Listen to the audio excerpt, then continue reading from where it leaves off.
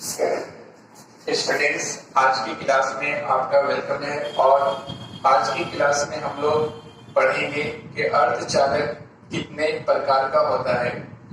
अर्धचालक कितने प्रकार का होता है? तो अर्धचालक निम्नलिखित दो प्रकार का होता है।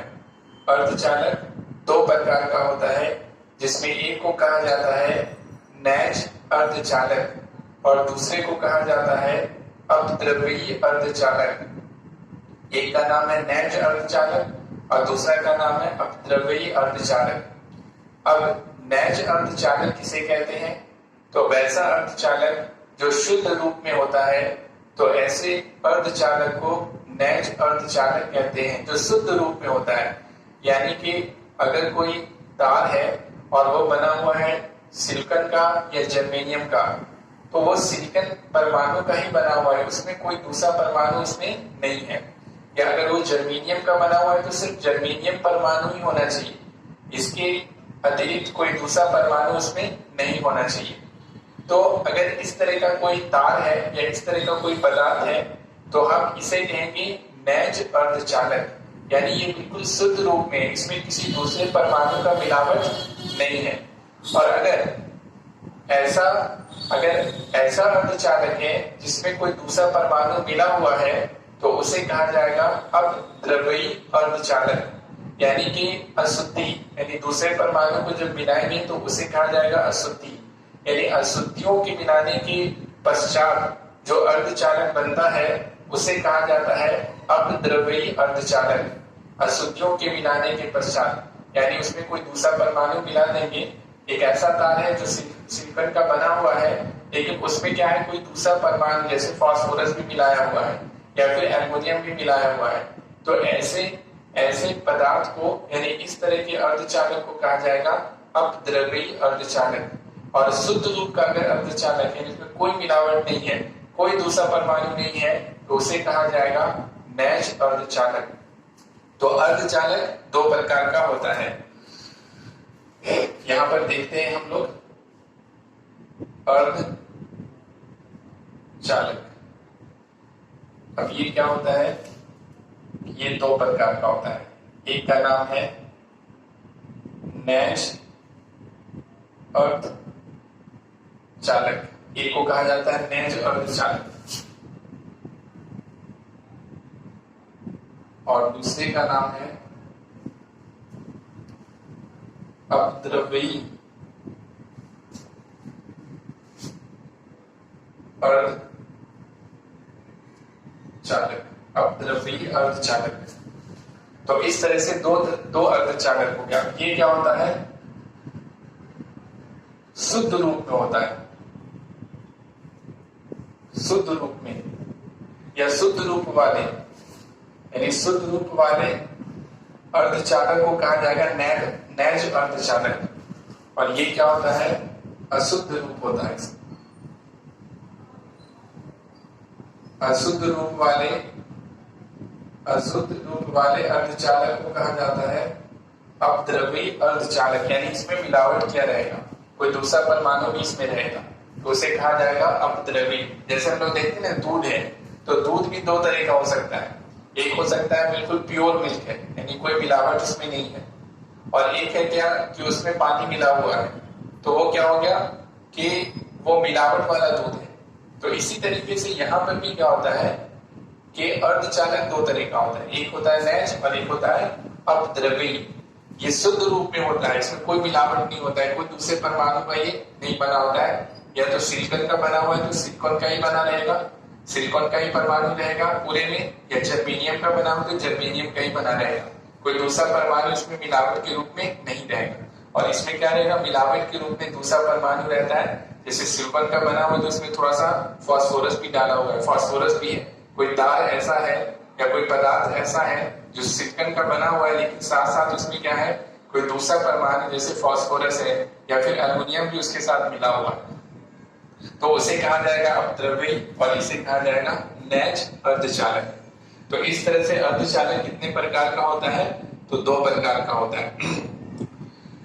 अब हम लोग नैज अर्धचालक के बारे में पढ़ेंगे, इसके अंदर में किस तरह से धारा का प्रवाह होता है और कैसे ये कब ये कुचालक की तरह व्यवहार करता है, कब ये चालक की तरह, ये अर्धचालक की तरह व्यवहार करता है। इसके लिए हम लोग इसको पढ़ रहे हैं, इसको हम आखिर में दिखा देंगे सब। अब ये हम लोग पढ़ने जा रहे हैं, उसके बाद फिर वो वाला पढ़ेंगे। तो देखिए, नैज अर्धचालक को पढ़ने के लिए क्या करेंगे कि सिलिकॉन लेते हैं, सिलिकॉन का सिंबल होता है SI, और इसका जो परमाणु संख्या होता है वो होता है आपको 14। तो इसका जो कॉन्फ़िगरेशन होगा वो हो जाएगा 2, 8 और 4। यानी इस तरह से वो क्या होगा, कक्षा में इलेक्ट्रॉन इसके कक्षा में भरेगा। पहले कक्षा में 2, दूसरे में 8 और तीसरे में क्या होगा, 4 होगा। यानी इसका कितना संयोजी इलेक्ट्रॉन होगा, 4 संयोजी इलेक्ट्रॉन होता है। किसी भी परमाणु के बाहरी कक्षा में जो उपस्थित इलेक्ट्रॉन होता है उसे कहते हैं संयोजी इलेक्ट्रॉन। तो इसके बाहरी कक्षा में 4 इलेक्ट्रॉन है, तो ये हो गया इसका 4 संयोजी इलेक्ट्रॉन है। और ऑक्टेट को पूरा करने के लिए, ऑक्टेट को पूरा होने के लिए, यानी इसको अस्थायी बनने के लिए, तो अस्थायी होने के लिए क्या चाहिए, इसको 8 इलेक्ट्रॉन और 8 इलेक्ट्रॉन होना चाहिए। यानी 4 इलेक्ट्रॉन और इसको चाहिए। अगर इसके बाहरी कक्षा में 8 हो जाएगा तो फिर क्या हो जाएगा, ये अस्थायी हो जाएगा। अभी तो 4 है, इसको 4 और चाहिए अस्थायी होने के लिए। और हर चीज चाहता है अस्थायी होना, स्टेबल होना, हर कोई पसंद करता है। तो इसके लिए ये क्या करेगा कि 4 जो इसके बगल वाला सिलिकॉन परमाणु होगा उसके साथ यह सहसंयोजित बंधन बनाएगा, और इस तरह से वो क्या करेगा, अपना 8 इलेक्ट्रॉन पूरा कर लेगा और अस्थायी हो जाएगा। इसको यहाँ पे हम लोग देखते हैं। तो यहाँ पे लेते हैं, ये है सिलिकॉन। अब ये इसका तो हम लोगों को कोई काम नहीं, ये वाले लेते हैं 4 इलेक्ट्रॉन। तो 1 इलेक्ट्रॉन इसका यहाँ, दूसरा यहाँ, तीसरा यहाँ और चौथा यहाँ। बहुत ध्यान लगा के समझना है।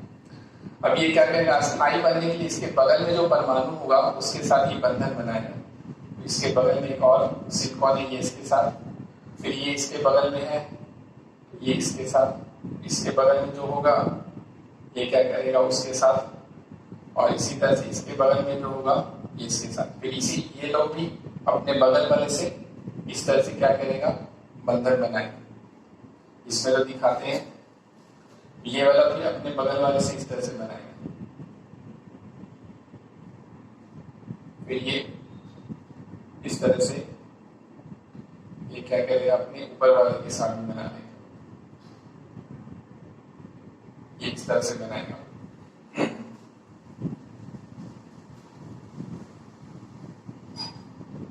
फिर ये इसी तरह से ये अपने बगल वाले के साथ सहसंयोजक बंधन बना रहा है।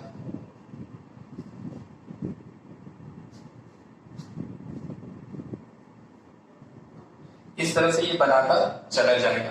ये फिर और ये सब मिला करके क्या करेगा, एक कोई पदार्थ का निर्माण करेगा। इस तरह से बहुत सारा सिलिकॉन का जो परमाणु है वो आपस में जुड़ता चला जाएगा और पूरे पदार्थ का निर्माण हो जाएगा। जैसे ये पेन है, तो ये भी कोई परमाणु के जुड़ने से, बहुत सारा परमाणु इसमें आपस में जुड़ा हुआ है और ये इसका निर्माण हो गया। तो ये अंदर का चीज है। तो यहाँ पर हम लोग क्या करेंगे, एक तार की तरह लेते हैं, तार के अंदर ये सारा चीज ले लेते हैं। मान लेते हैं ये कोई क्या है, तार, इस तरह से।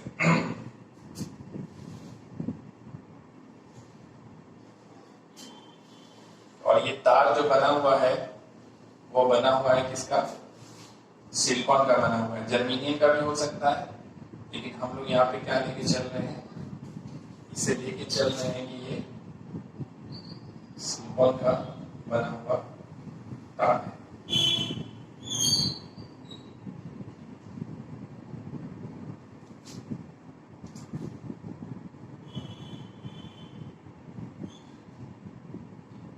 अब इसमें क्या करेंगे,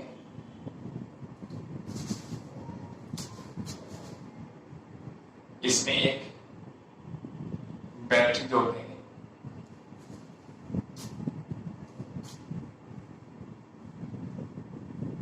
ये बैटरी का क्या है, धनात्मक प्लेट है, ये धनात्मक प्लेट हो गया, यस सेल जोड़ देंगे और ये इसका ऋणात्मक प्लेट है।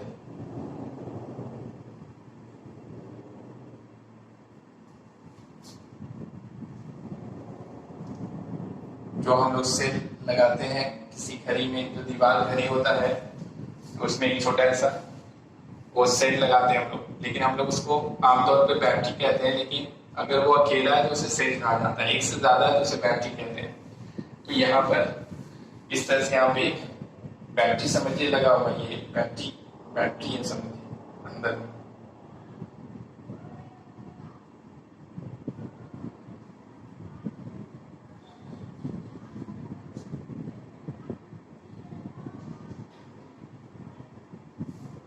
और इसका अंदर में आप देखेंगे एक तरफ लिखा रहता है प्लस, दूसरी तरफ माइनस रहता है। तो इसमें जो है दो प्लेट होता है, एक धनात्मक प्लेट एक ऋणात्मक प्लेट होता है। तो ये बैटरी से इसको जोड़ते हैं अभी, लेकिन इसको क्या करेंगे, एक स्विच लगा देंगे इसमें। जैसे हमारे घरों में स्विच होता है, उसको ऑन करते हैं तो वो पंखा चलने लगता है, और ऑफ कर देंगे तो बंद हो जाता है। तो अभी ये खुला हुआ है, बंद नहीं। अब देखिए इसी चीज को हम लोग, ये जो संयोजी इलेक्ट्रॉन है, तो संयोजी इलेक्ट्रॉन के कारण देखिए इसका चार था, 1 2 3 और 4, और ये क्या क्या अपने बगल वाले से चार के साथ मिल करके सहसंयोजक बंधन बनाता है। तो इसके साथ एक लिया, इसका एक लिया, इसका एक लिया और इसका एक लिया, तो 2 2 4 2 6 2 8, यानी इसका कितना पूरा हो गया, 8 पूरा हो गया। इसी तरह से इसका भी 2 2 4 2 6 2 8, 2 2 4 2 6 2 8, 2 2 4 2 6 2 8।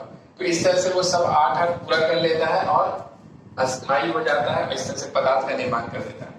अब ये सब जो संयोजी इलेक्ट्रॉन है जो बाहरी कक्षा में है, तो इसके कारण जो पट्टी का निर्माण होता है, ऊर्जा पट्टी का, उसको हम लोग कहते हैं संयोजकता पट्टी। यानी ये सारा जो संयोजी इलेक्ट्रॉन है वो किस पट्टी में होगा, तो संयोजकता पट्टी में होगा, जिसको यहाँ पे दिखा सकते हैं।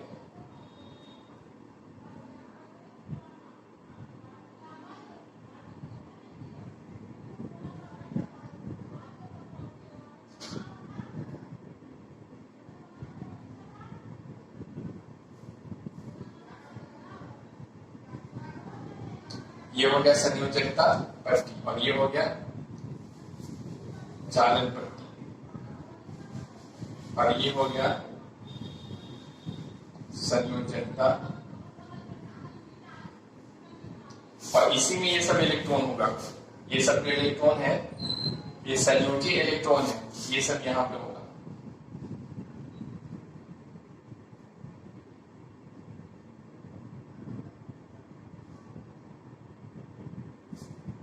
देखिए इस तरह से ये बन गया। अब देखिए परम शून्य तापमान पर, परम शून्य तापमान यानी कि 0 केल्विन, इसको कहेंगे परम शून्य तापमान, अथवा अगर डिग्री सी में देखेंगे ये हो जाएगा -270 डिग्री सेंटीग्रेड। यानी इस तापमान पर, इतना बहुत कम तापमान है, -273 डिग्री सेंटीग्रेड, यानी बहुत कम तापमान पे है। और केल्विन में ये कितना होगा, 0 K होगा, 0 केल्विन होगा। इसे कहेंगे परम शून्य तापमान कहते हैं, इसको इसे कहा जाता है परम शून्य तापमान। और एक होता है कमरे का तापमान। कमरे का तापमान जो हम लोग कमरे में रहते हैं तो वो आमतौर पे होता है 27 डिग्री सी होता है, और केल्विन में देखेंगे तो 300 केल्विन होता है। तो अभी हम लोग परम शून्य तापमान पर देखें तो परम शून्य तापमान में क्या होता है, किसी भी अर्धचालक का संयोजकता पट्टी इलेक्ट्रॉन से पूर्ण रूप से भरा होता है, लेकिन उसका चालन पट्टी पूर्ण रूप से खाली होता है, यानी कोई भी मुक्त इलेक्ट्रॉन नहीं होता है। मुक्त इलेक्ट्रॉन नहीं होने के कारण क्या होता है कि इसमें धारा का प्रवाह नहीं होता है, यानी कि अगर इस स्विच को बंद भी कर दिया जाए तो इसमें धारा का प्रवाह नहीं होगा, क्योंकि देखिए ये सब जो इलेक्ट्रॉन है वो सहसंयोजक बंधन में है, यानी बंधा हुआ इलेक्ट्रॉन है, फ्री नहीं है। कि इस तरह से मूव करके यहाँ से ऐसे जा नहीं सकता है, ये सब मूव नहीं कर सकता है, यानी गति में नहीं आ सकता है, एक जगह से दूसरी जगह नहीं जा सकता है। यहाँ पे भी हम लोग देख सकते हैं, अगर पट्टी में देखेंगे तो संयोजकता पट्टी भरा हुआ है लेकिन चालक पट्टी खाली है, यानी इलेक्ट्रॉन चल नहीं सकता। ये सब तो बंधन में इलेक्ट्रॉन फंसा हुआ इलेक्ट्रॉन है, बंधन में, लेकिन अब इलेक्ट्रॉन यहाँ से यहाँ चला आया तो मुक्त हो जाएगा, और मुक्त इलेक्ट्रॉन क्या हो सकता है, एक स्थान से दूसरे स्थान जा सकता है। तो परम शून्य तापमान पे क्या होता है, चालक पट्टी बिल्कुल खाली होता है, संयोजकता पट्टी भरा होता है, यानी कोई मुक्त इलेक्ट्रॉन नहीं होता है। और मुक्त इलेक्ट्रॉन नहीं होने के कारण क्या होता है, धारा का प्रवाह नहीं होता है, क्योंकि विद्युत धारा का प्रवाह क्या होता है, आवेश का प्रवाह, यानी इलेक्ट्रॉन का प्रवाह। तो यहाँ पर क्या होता है कि कोई भी इलेक्ट्रॉन प्रवाहित नहीं हो सकता, एक स्थान से दूसरे स्थान नहीं जा सकता है, क्योंकि कोई भी इलेक्ट्रॉन क्या होता है, मुक्त नहीं होता है। जिसके कारण क्या होता है, परम शून्य तापमान पर अर्धचालक यानी नैज अर्धचालक जो होता है वो कुचालक की तरह व्यवहार करता है। परम शून्य तापमान पर नैज अर्धचालक दो तरह का बता है। नैज अर्धचालक शुद्ध रूप वाला अर्धचालक है, इसमें कोई दूसरा परमाणु नहीं है, विश्व सिस्टम का बना हुआ है। तो ये क्या होता है, परम शून्य तापमान परम शून्य तापमान पर कुचालक की तरह व्यवहार करता है, यानी इसमें विद्युत धारा का प्रवाह नहीं हो सकता। इसका कारण क्या है कि चालक पट्टी इलेक्ट्रॉन से बिल्कुल खाली होता है, यानी कोई मुक्त इलेक्ट्रॉन नहीं होता है, इसमें सब इलेक्ट्रॉन सहसंयोजक बंधन में होता है, उसमें बंधा हुआ होता है। जिसके कारण ये क्या होता है, कुचालक की तरह व्यवहार करता है, यानी इसमें विद्युत धारा का प्रवाह नहीं होता है। अब हम लोग तापमान बढ़ाते हैं। अगर इस तापमान को अगर बढ़ाते हैं और बढ़ा के कहाँ ले जाते हैं, कमरे का तापमान कितना होता है, ये होता है 300 के अथवा 27 डिग्री सी होता है। ये है कमरे का तापमान। अब तापमान को जैसे बढ़ाएंगे तो तापमान जैसे बढ़ेगा तो ये सब इलेक्ट्रॉन को उष्मीय ऊर्जा प्राप्त होगा, यानी उष्मा के जरिए ऊर्जा प्राप्त होगा। तो जैसे ही ऊर्जा प्राप्त होगा इसको, यानी उष्मीय ऊर्जा प्राप्त होगा, तापमान बढ़ेगा तो ऊर्जा प्राप्त होगा। तो जैसे ही इसको ऊर्जा प्राप्त होगा तो इलेक्ट्रॉन जो सहसंयोजक बंधन में है इसमें से, यानी कि आता है कि कमरे के तापमान पर 10⁻29 परमाणु 10⁻29 परमाणु में से एक परमाणु का सहसंयोजक बंधन टूट जाता। कितने परमाणु में से, 10⁻29, यानी इस तरह का, तो 1 2 3 4 5 6 इस तरह से 10⁻29 परमाणु में से एक कोई परमाणु का सहसंयोजक बंधन क्या होता है, टूटता है। तो एक इसमें से मान लेते हैं कि किसी का टूटा, ये वाला टूटा, तो ये जैसे ही टूटेगा तो यहाँ से जो इलेक्ट्रॉन है, ये जो इलेक्ट्रॉन है वो बंधन को तोड़ करके यहाँ से बाहर चला आएगा। ये इलेक्ट्रॉन यहाँ बाहर चला है, तो ये जैसे ही यहाँ से बाहर आएगा, तो यहाँ पर का जगह क्या होगा, खाली हो जाएगा। यहाँ पे जगह क्या होगा, खाली हो जाएगा। इस खाली जगह को हम लोग क्या कहते हैं, इसे कहते हैं वीवर। इसका क्या नाम है, वीवर, या फिर होल कहते हैं इसे, होल। और ये हो गया मुक्त इलेक्ट्रॉन, ये क्या हो गया, मुक्त इलेक्ट्रॉन हो गया, यानी अब ये बंधन में नहीं है, आजाद हो गया। अब जैसे ये आजाद होगा तो ये चलना शुरू करेगा, यानी ये देखेगा क्या कि यहाँ पर धनात्मक प्लेट है, धन आवेश है, और इलेक्ट्रॉन ऋण आवेशित होता है, कर्म होता है। तो ये क्या होगा, ये वाला धन आवेश इसको क्या करेगा, अपनी तरफ आकर्षित करेगा। तो ये यहाँ से इस तरफ से चलना शुरू करेगा, इस तरफ चलना शुरू करेगा, चलते हुए यहाँ से ऐसे, यहाँ से चलते हुए यहाँ पहुंच जाएगा। तो देखिए इलेक्ट्रॉन मुक्त हो जाता है, उष्मा ग्रहण करता है अपने कमरे के तापमान पर। उष्मा यानी क्या होता है, ऊर्जा का एक रूप होता है, समझिए उष्मा क्या, ऊर्जा का रूप है, यानी उस उष्मा से जब तापमान बढ़ाते हैं तो उष्मा से ऊर्जा को प्राप्त करता है और बंधन को तोड़ देता है, और तोड़ करके यहाँ से एक इलेक्ट्रॉन बाहर निकल जाता है, मुक्त हो जाता है। ये घूम सकता है इधर उधर, ये कहीं भी जा सकता है, इधर उधर बाहर निकल गया, ठीक है। और इसके निकलने से जो यहाँ पे रिक्त स्थान होता है तो उसको कहते हैं हम लोग वीवर कहते हैं, इसे क्या कहते हैं, वीवर। और कमरे के तापमान पर क्या बताएं कि 10 का पावर 29 परमाणु में से एक परमाणु का एक सहसंयोजक बंधन टूटता है, एक बंधन टूटता है, एक सब टूट जाएगा, एक टूटता है। फिर इसी तरह से 10 का पावर 29 और जो परमाणु उसमें से एक टूटेगा, तो ये मुक्त इलेक्ट्रॉन हो गया। अब यहाँ पे क्या याद रखना है कि मुक्त इलेक्ट्रॉन यानी इस इलेक्ट्रॉन को और विवर को, इन दोनों को एक साथ कहा जाता है, इन दोनों को कहा जाता है आवेश वाहक कहते हैं, इसे कहा जाता है आवेश वाहक।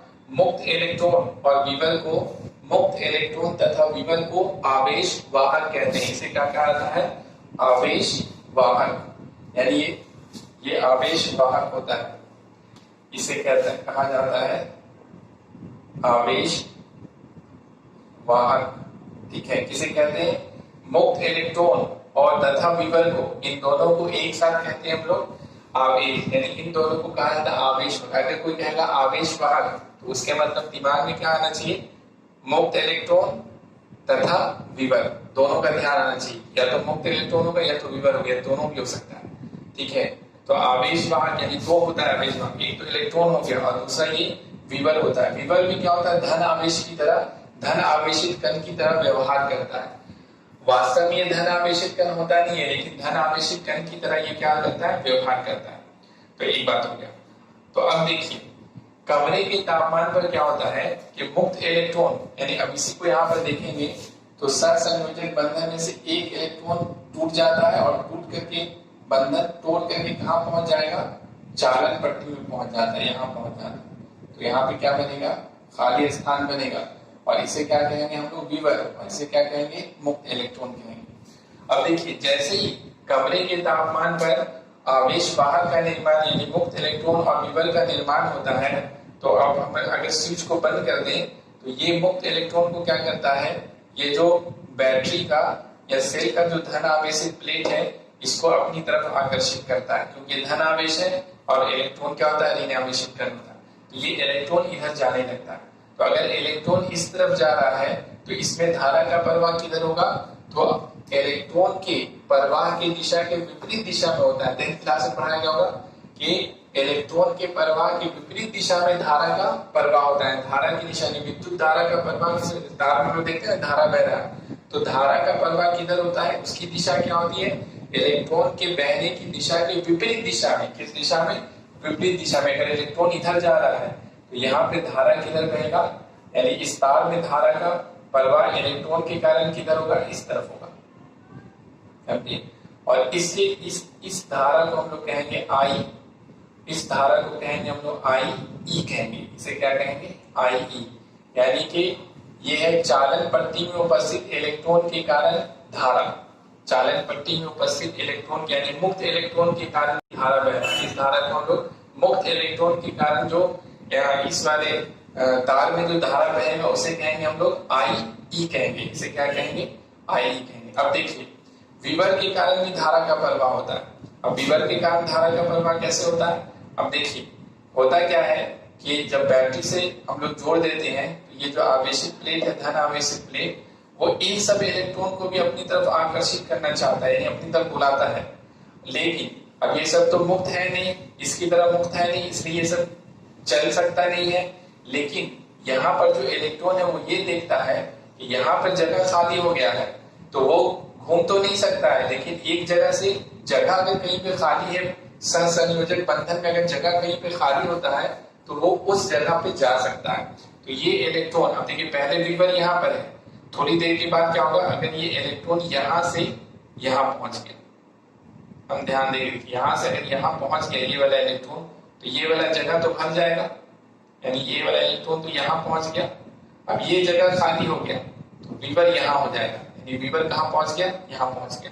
अब पहले अभी कुछ समय पहले विवर यहाँ पे था, विवर होल यहाँ पे था, और थोड़ी देर के बाद विवर कहाँ पहुंच गया, यहाँ पे, यानी धन आवेशित, विवर धन आवेशित कण की तरह व्यवहार करता है। तो धन आवेशित कण किधर चला गया, ये यहाँ पे था, थोड़ी देर के बाद यहाँ पहुंच गया। उसी के बाद ये देखे कि यहाँ पे जगह खाली, तो ये यहाँ से यहाँ चला आता है। ये जैसे यहाँ से यहाँ जाएगा, ये जैसे यहाँ से आएगा तो इसको भर देगा, ये जैसे ही भर जाएगा यानी कि जगह भरेगा, यहाँ पे जगह खाली हो जाएगा। विवर यहाँ पहुंच गया, पहले यहाँ था, फिर यहाँ हो गया, फिर यहाँ हो गया। ये इलेक्ट्रॉन इधर जा रहा है और विवर इधर जा रहा है, समझिए। इसी तरह से ये यहाँ पे आएगा तो विवल यहाँ पहुंच जाएगी, विवल इधर जा रहा है, विवल क्या है, धन आवेशित कण, तो धन आवेशित कण इधर जा रहा है, तो धन आवेशित कण की इधर बहने से, धन आवेशित कण की इस ओर जाने से एक दूसरे धारा का निर्माण होगा, और उस धारा को हम लोग कहेंगे, और उस धारा को क्या कहेंगे, उसे कहेंगे विवल धारा, और उसे सूचित किया जाएगा आई एच से। एच का मतलब विवल को इंग्लिश में कहा जाता है होल, विवल को कहते हैं हम लोग होल, इसीलिए इसे लिखते हैं आई एच, यानी विवल के कारण इसमें धारा बहेगा। एक धारा इलेक्ट्रॉन के कारण बनेगा आई ई, इसे इलेक्ट्रॉन, और दूसरा धारा बहेगा विवल के कारण आई एच, और विवल के कारण जो धारा बहेगा, तो विवल इस तरफ जा रहा है, धन आवेशित कण इस तरफ जा रहा है, और विद्युत धारा का जो दिशा होता है वो धन आवेशित कण की दिशा में होता है, तो धन आवेश यानी विवल इस तरफ जा रहा है, तो धारा भी इसी तरफ बहेगा। धारा का यानी विद्युत धारा की दिशा धन आवेशित कण की दिशा में होता है, अथवा ऋण आवेशित कण के विपरीत दिशा में होता है, यानी ऋण यानी इलेक्ट्रॉन अगर इधर जा रहा है तो धारा इधर बहेगा, लेकिन धन आवेशित कण अगर इधर जा रहा है तो धारा इसी तरफ बहेगा। इस तरह से इसका दिशा लिया जाता है। तो देखिए इस तार में अब दो धारा बह रहा है, एक धारा मुक्त इलेक्ट्रॉन के कारण है वो आई है, और दूसरा धारा क्या है, विवल के कारण है, यानी छिद्र के कारण है, छिद्र भी से बोलते हैं, होल भी से बोलते हैं, और वो धारा आई एच है। तो एक धारा इसमें इधर जा रहा है, दूसरा धारा ये, दोनों धारा आपस में जुड़ जाएगा, तो इस तार में बहने वाला कुल धारा प्राप्त होगा।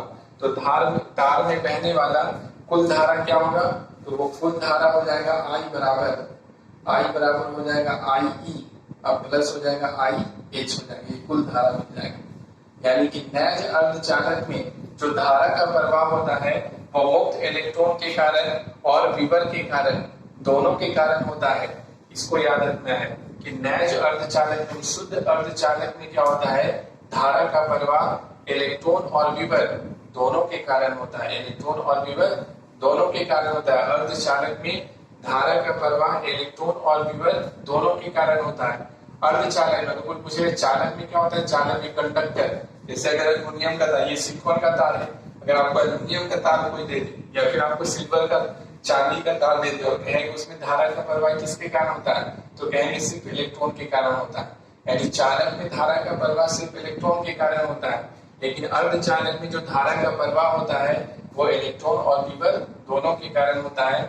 इसलिए अर्धचालक में जो कुल धारा होगा वो इलेक्ट्रॉन के कारण, मुक्त इलेक्ट्रॉन के कारण धारा, और प्लस क्या हो जाएगा, विवल के कारण बहने वाली धारा, इन दोनों के योग के बराबर हो जाएगा, इस तार में बहने वाली कुल धारा हो जाएगा। अब देखिए इसके बाद एक बात और बताते हैं कि कमरे के तापमान पर मुक्त इलेक्ट्रॉन तो मिल जाता है, बंधन तोड़ के मुक्त हो जाता है, लेकिन ये क्या होता है, बहुत कम इलेक्ट्रॉन मुक्त हो पाता है। कमरे के तापमान पर अगर सिलिकॉन का बना हुआ शुद्ध रूप का अगर कोई अर्धचालक है तो उससे क्या होता है कि मुक्त इलेक्ट्रॉन तो मिल जाता है और धारा भी बहता है, लेकिन ये धारा क्या होता है, बहुत कम होता है धारा, ये धारा क्या होता है, बहुत ही कम होता है।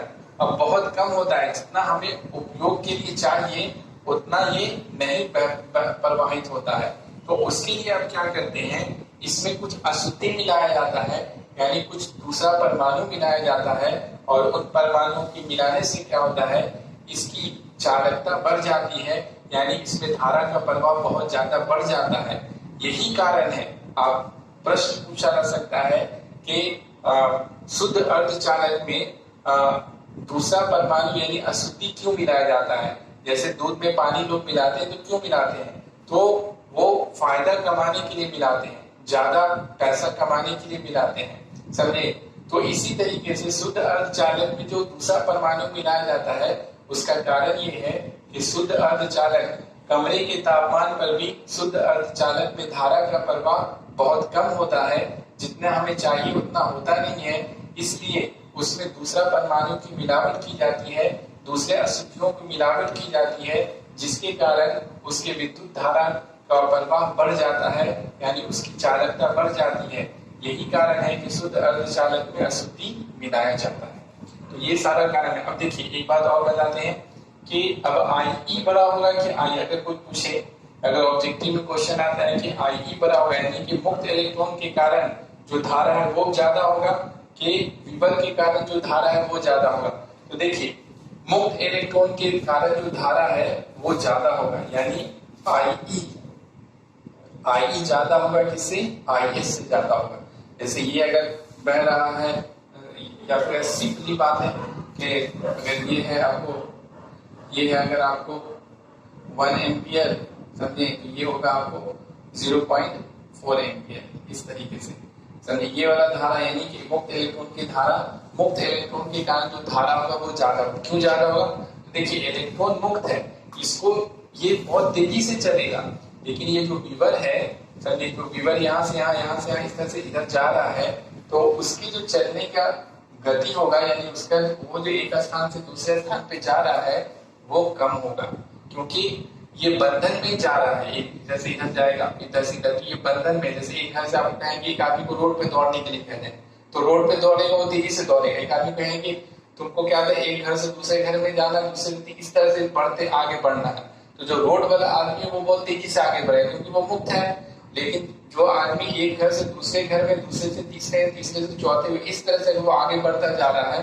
तो उसमें क्या होगा, उसका जो गति होगा वो स्लो हो जाएगा समझे। इसलिए यहाँ पर इलेक्ट्रॉन का गति क्या होगा, ज्यादा होगा, लेकिन विवर का जो गतिशीलता होती है वो क्या होती है, कम होती है, जिसके कारण इलेक्ट्रॉन तेजी से बहेगा, और इसके बहने के कारण, इसके कारण जो धारा का उत्पन्न होगा, यानी मुक्त इलेक्ट्रॉन के कारण जो धारा होगा वो आई, वो ज्यादा होगा किससे, आई एस से ज्यादा होगा। इन दोनों का योग से हमें क्या मिलेगा, कुल धारा प्राप्त होगा।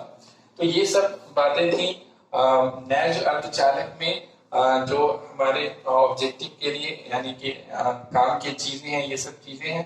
तो अब प्रश्न लिखिए, अर्धचालक कितने प्रकार का होता है। प्रश्न लिखिए, अर्धचालक कितने प्रकार का होता है। अर्धचालक कितने प्रकार का, अर्धचालक कितने प्रकार का होता है। उत्तर में लिखिए, अर्धचालक निम्नलिखित 2 प्रकार का होता है। अर्धचालक निम्नलिखित 2 प्रकार का होता है। अर्धचालक निम्नलिखित 2 प्रकार का होता है। पहला लिखिए नैज अर्धचालक। पहला लिखा जाएगा नैज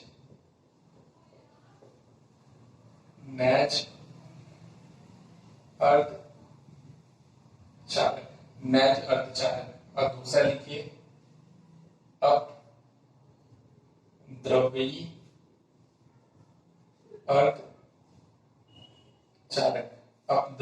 अर्धचालक, नैज अर्धचालक, और दूसरा लिखिए अपद्रव्यी अर्धचालक। अब पहला में लिखिए नैज अर्धचालक में डैश देके लिखिए, नैज अर्धचालक में डैश देके लिखिए। नैज अर्धचालक में शुद्ध रूप वाले अर्धचालक को शुद्ध रूप वाले अर्धचालक को नैज अर्धचालक कहते हैं। शुद्ध रूप वाले अर्धचालक को नैज अर्धचालक कहते हैं। शुद्ध रूप वाले अर्धचालक को नैज अर्धचालक कहते हैं। दूसरा लिखिए अपद्रव्यी अर्धचालक, इसमें डैश देके लिखिए। अपद्रव्यी अर्धचालक में डैश देके लिखिए। अशुद्ध रूप वाले अर्धचालक को अपद्रव्यी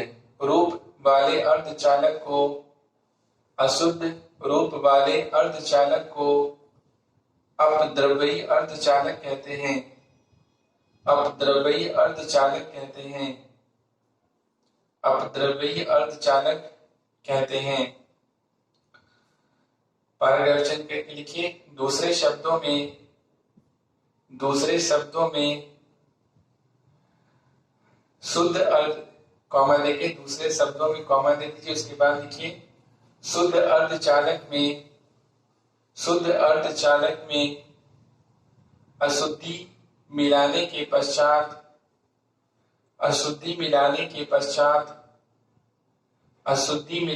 पश्चात बने अर्धचालक को अपद्रव्यीय अर्धचालक कहते हैं, अपद्रव्यीय अर्धचालक कहते हैं, अपद्रव्यीय अर्धचालक कहते हैं। अब क्या कीजिए, नोट में लिखिए, नोट लिखिए और उसमें इस तरीके से, इसमें पहला नंबर देख लीजिए, इस तरह से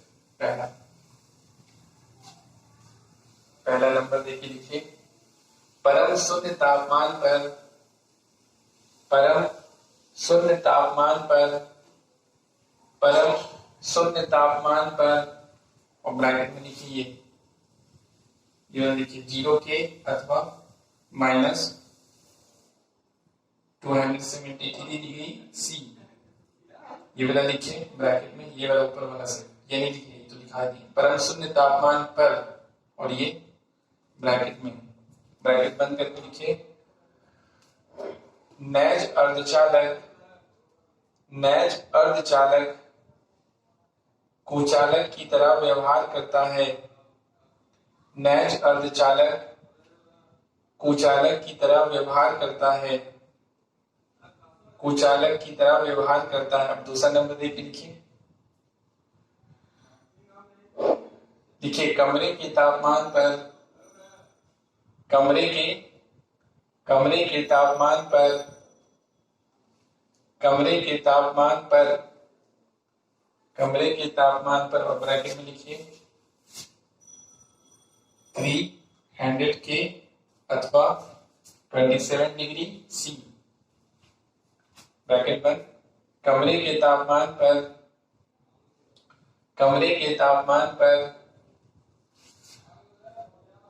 10 का पावर 29, 10 का पावर 29,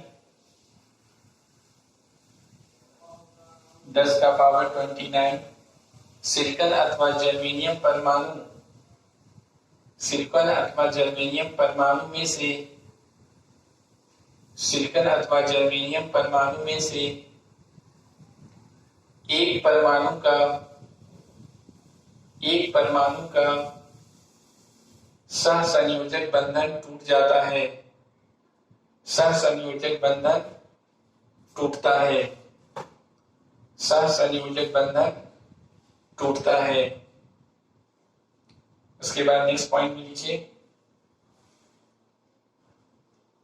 इलेक्ट्रॉन तथा मुक्त इलेक्ट्रॉन के लिए, मुक्त इलेक्ट्रॉन तथा, मुक्त इलेक्ट्रॉन तथा विबल को, मुक्त इलेक्ट्रॉन तथा विबल को, मुक्त इलेक्ट्रॉन तथा विबल को आवेश वाहक, आवेश वाहक भी कहते हैं, आवेश वाहक, आवेश वाहक भी कहते हैं। उसके बाद अगला पॉइंट में लिखिए कमरे के तापमान पर, कमरे के तापमान पर, कमरे के तापमान पर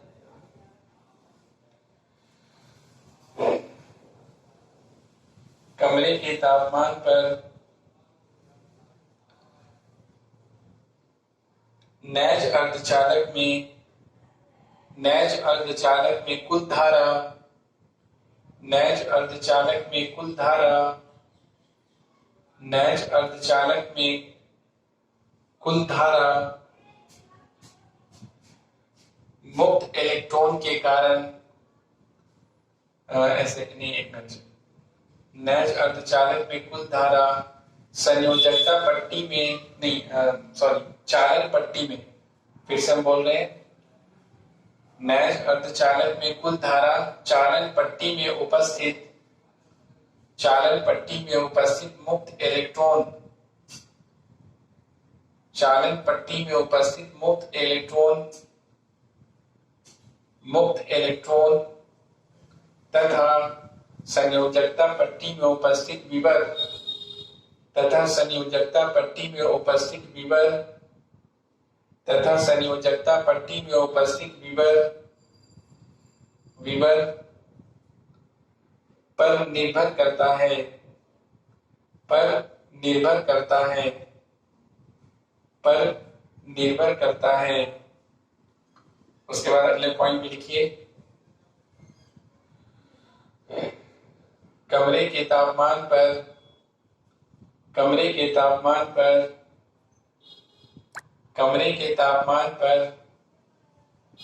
नैज अर्धचालक में कुल धारा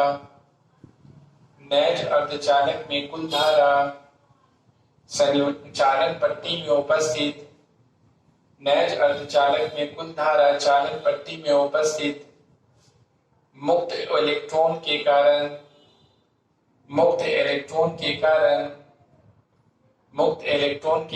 उत्पन्न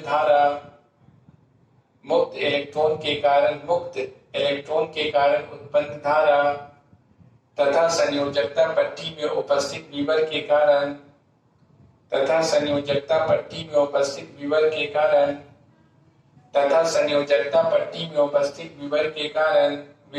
कारण उत्पन्न धारा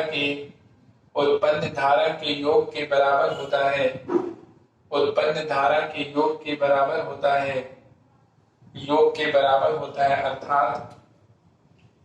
अर्थात लिखिए I बराबर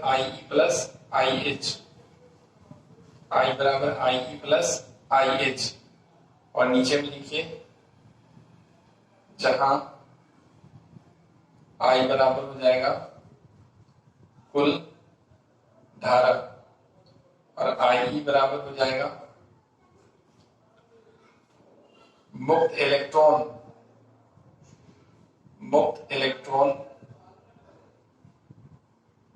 मुक्त इलेक्ट्रॉन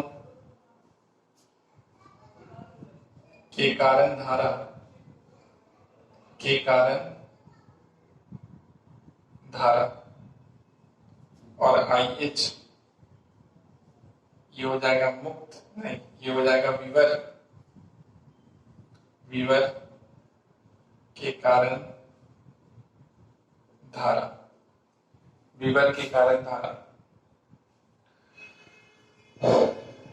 ये सब लिख लीजिए। उसके बाद लिखिए अगला पॉइंट में इसके लिखने के बाद ये सब इसके बाद लिखिए नैज अर्धचालक में चालन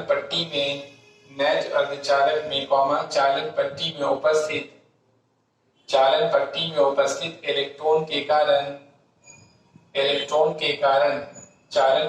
उपस्थित इलेक्ट्रॉन के कारण उत्पन्न धारा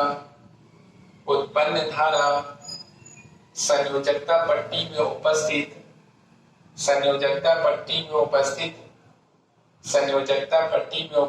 विवर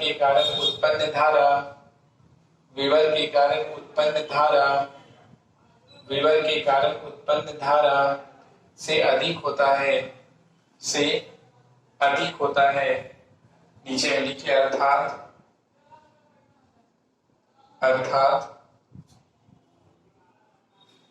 IE बड़ा होता है किससे IH से IE बड़ा होता है IH से अर्थात I greater than IH।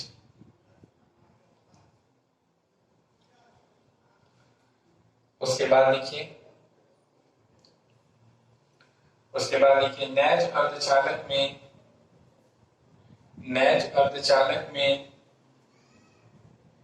Electron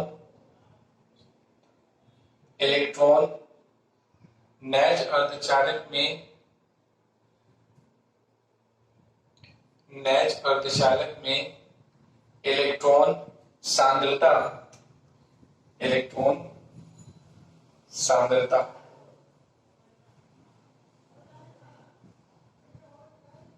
electron सांद्रता नैज अर्धचालक में इलेक्ट्रॉन सांद्रता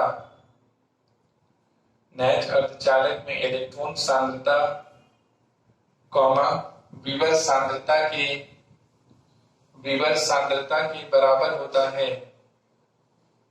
सांद्रता के बराबर होता है नीचे में लिखिए अर्थात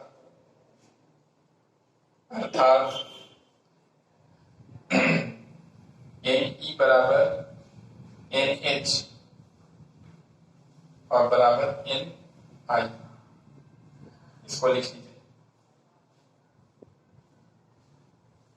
एन ई बराबर एन एच बराबर एन आई। इसे कहते हैं जहां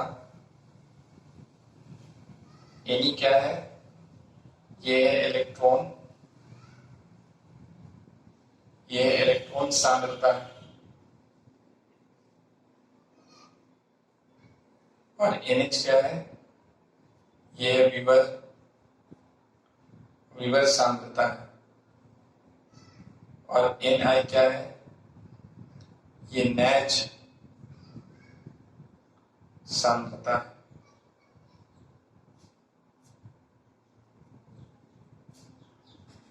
इसका मतलब क्या हुआ ये, तो देखिए इसका मतलब ये है इलेक्ट्रॉन सांद्रता यानी प्रति एकांक आयतन में इलेक्ट्रॉन की संख्या, नेच अर्धचालक में प्रति एकांक आयतन में इलेक्ट्रॉन की संख्या यानी मुक्त इलेक्ट्रॉन की संख्या। देखिए मुक्त इलेक्ट्रॉन की संख्या, मुक्त इलेक्ट्रॉन कितना है, एक है। नेच अर्धचालक में मुक्त इलेक्ट्रॉन, ये सब भी इलेक्ट्रॉन है, लेकिन ये सब सहसंयोजक बंधन में मुक्त नहीं है, एक इलेक्ट्रॉन है।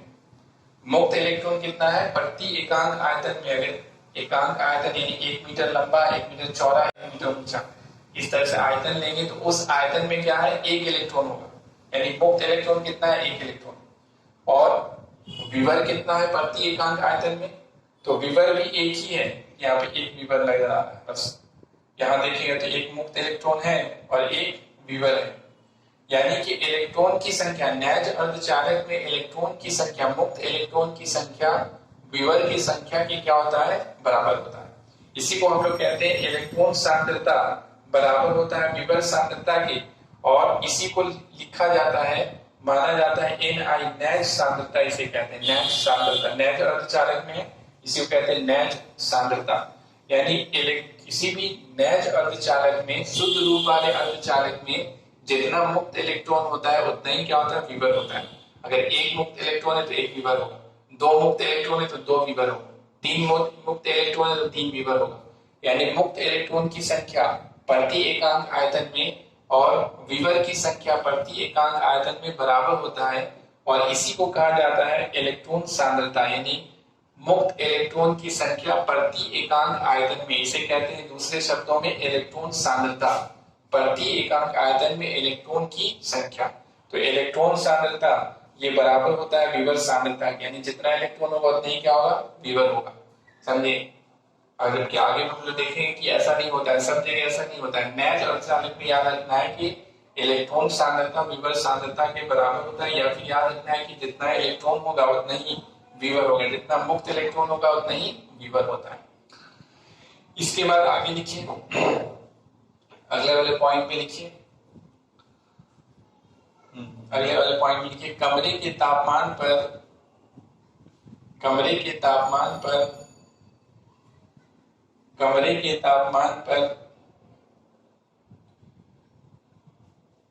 अर्धचालक की चालकता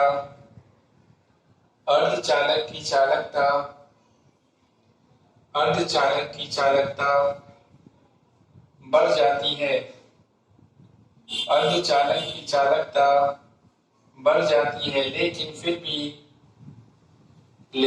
भी इसकी चालकता,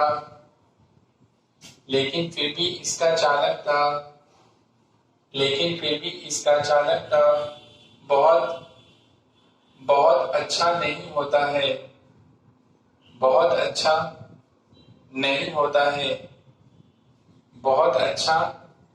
नहीं होता है, फिर भी इसका चालकता अच्छा नहीं होता है। अगला पॉइंट में लिखिए, चालकता को बढ़ाने के लिए, ऐसे नहीं, नेज अर्धचालक के चालकता को बढ़ाने के लिए,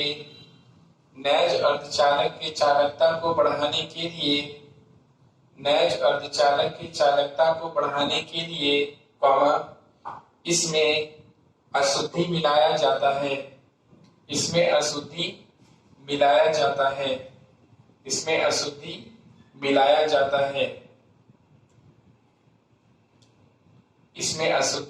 मिलाया जाता है। अगला पॉइंट में लिखिए, नेक्स्ट पॉइंट में लिखिए, नेज अर्धचालक